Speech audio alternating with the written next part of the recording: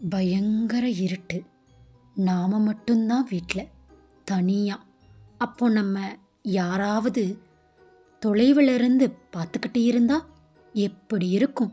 நம்ம ரகசியங்களை நம்மளை விட வேற ஒருத்தன் அதிகமாக தெரிஞ்சுக்கிட்டா? ஒரு சாதாரண பொண்ணோட வாழ்க்கைய ஆன்லைன் எப்படி விளையாடுது பார்க்கலாமா? கேளடி கண்மணி, நானுங்கள் யாழினி. இந்த மாதிரி ஹாரர் ஸ்டோரி கேட்க நம்ம சேனலை சப்ஸ்கிரைப் பண்ணிக்கோங்க. சென்னையில் ஒரு அப்பார்ட்மெண்ட்டில் அனன்யா என்ற 23 வயது பெண் தனியாக வசித்து வந்தாள். ஐடி கம்பெனியில் வேலை பார்த்தாள். அமைதியான, யாருடனும் அதிகம் பழகாத பெண். ஒரு நாள் இரவு 11:45 மணிக்கு அவளுடைய மொபைலில் ஒரு அறிமுகமில்லாத நம்பரிலிருந்து மெசேஜ் வந்தது. ஹாய், நீ பாதுகாப்பாக இருக்கிறாயா? அனன்யா குழம்பினாள். யார் நீங்க என்று பதில் அனுப்பினாள். சில வினாடிகளில் பதில் வந்தது. உனக்கு தெரியாம ஒரு ஆள் உன்னை பார்த்துக்கிட்டே இருக்கான். அவளுக்கு இதயம் வேகமாக துடிக்க ஆரம்பித்தது. ஜன்னலின் அருகே சென்று வெளியே பார்த்தாள். சாலையில் யாரும் இல்லை. தெருவிளக்கின் ஒளி மட்டும். அதை ஒரு ஜாலி மெசேஜ் என்று நினைத்து அவள் கவனிக்காமல் விட்டாள். 12:30 AM மீண்டும் ஒரு மெசேஜ். நீ போட்டிருக்கிற நீல நிற உடை உனக்கு ரொம்ப அழகாயிருக்கு. அவள் அதிர்ச்சியடைந்தாள். ஏனெனில் அந்த நேரத்தில் அவள் உண்மையிலேயே நீல நிற நைட் ட்ரெஸ் தான் போட்டு இருந்தாள். உடனே ஜன்னல் திரையை மூடினாள். வீட்டில் உள்ள எல்லா லைட்டையும் ஆஃப் செய்தாள். மொபைல் டார்ச்சை ஒளிரவிட்டு அரை முழுக்க பார்த்தாள். யாருமே இல்லை. அவள் தோழி திவ்யாவுக்கு அழைக்க முயன்றாள். ஆனால் நெட்வொர்க் கிடைக்கவில்லை. 2:17 AM. அந்த இரவு தூக்கமே வரவில்லை அவளுக்கு. பயம் அவளை பிடித்திருந்தது. திடீரென்று சமையல் அறையில் கண்ணாடி உடையும் சத்தம். அவள் மெதுவாக சமையலறை நோக்கி நடக்க ஆரம்பித்தாள். கண்ணாடி தரையில் உடைந்து கிடந்தது. அவள் பின்புறம் யாரோ நின்ற மாதிரி ஒரு நிழல் தெரிந்தது. அவளுக்கு என்ன செய்வதென்றே தெரியவில்லை. கத்தலாம் என்றால் குரல் வரவில்லை. மொபைல் டார்ச்சை திருப்பி பார்த்தால் யாருமே அங்கு இல்லை. காலை 6 மணி. வீட்டு கதவை திறந்தபோது கதவின் மேல் ஒரு காகிதம். அதில் என்ன இருக்கும் என்ற ஒரு படபடப்புடன் அதை பார்த்தாள். ஒட்டி இருந்தது யாரையும் நம்பாதே. அவள் போலீஸில் புகார் அளித்தாள். சிசிடிவி காட்சிகளை பார்த்தபோது இரவு 2:17 மணிக்கு கருப்பு கூடி அணிந்த ஒருவர் படிக்கட்டில் நின்றது தெளிவாக தெரிந்தது.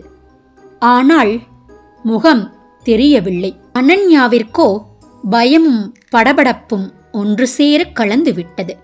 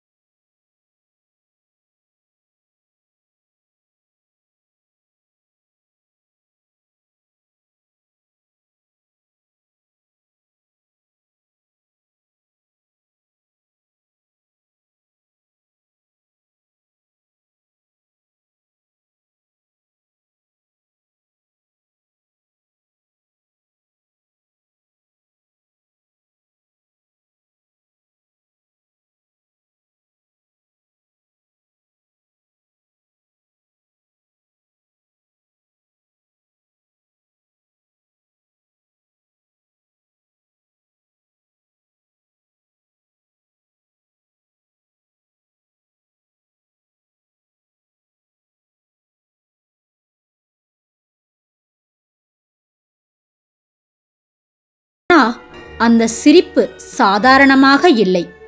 அந்த இரவு 2:17 AM மொபைலில் மீண்டும் மெசேஜ்.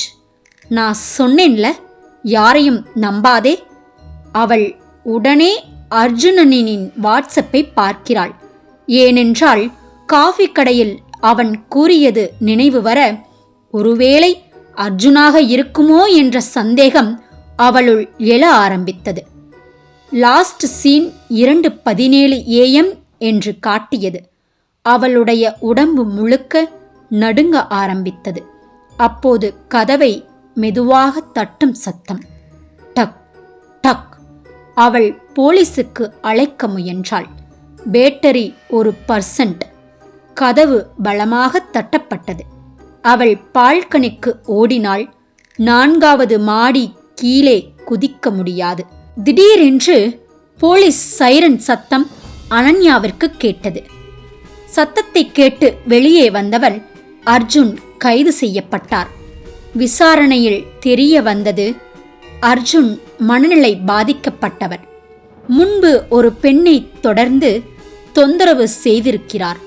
அவள் புகார் கொடுத்ததால் வேலையையும் இழந்திருக்கிறார். வேலையை இழந்த பிறகு அர்ஜுனின் அடுத்த இலக்கு அனன்யாதான். சிசிடிவியில் இருந்த கருப்பு ஹூடி வேறு யாரும் இல்லை, அர்ஜுனன்தான். அனன்யா பெருமூச்சு விட்டு நிம்மதியடைந்தாள். போலீஸ் அர்ஜுனனை அழைத்துக்கொண்டு சென்று விட்டது. 6 மாதங்கள் கழித்து அனன்யா நகரம் மாற்றி புதிய வாழ்க்கை தொடங்கினாள். ஒரு நாள் ஃபேஸ்புக்கில் ஒரு புதிய ஃப்ரெண்ட் ரெக்வெஸ்ட் வந்தது. ப்ரொஃபைலை பார்த்தால் எதுவுமே இல்லை. அனன்யாவிற்கு படபடப்பு அதிகமாகியது. 6 மாதங்களுக்கு முன்பு நடந்த நிகழ்வு அவள் அலைவரிசையில் அலைப்பாய்ந்தது. என்ன செய்ய வேண்டும் என்பது கூட அவளுக்கு உரைக்கவில்லை. அச்சமயம் கதவு தட்டும் சத்தம் கேட்டது. வெளியே சென்று பார்த்தால் 2 காவல் அதிகாரிகள் காவல் உடையுடன் நின்று கொண்டு இருந்தனர். என்னவென்று விசாரிக்க, அம்மா, அர்ஜுன் இன்று சிறையிலிருந்து தப்பித்து விட்டான். நீங்கள் எதற்கும் கொஞ்சம் உஷாராக இருங்கள் என்று கூறிவிட்டு சென்றனர். அனன்யாவிற்கு இன்னும் நடுக்கம் ஆரம்பித்தது. என்ன செய்வதென்று புரியாத வேளையில் சிக்கித் தவித்தாள். காவல் அதிகாரிகள் சென்ற சிறிது நேரத்தில் மறுபடியும் கதவு தட்டும் சத்தம். அனன்யா பயத்துடன் எழுந்து சென்று கதவை நீக்கினாள். அங்கு இரத்த களரியுடன் அர்ஜுன் பிணமாக கிடந்தான். கவனம் தேவை. வேறு கண்களும் நம்மை கண்காணித்துக் கொண்டிருக்கின்றன. உண்மை சில நேரங்களில் இருட்டில்தான் மறைந்திருக்கும்.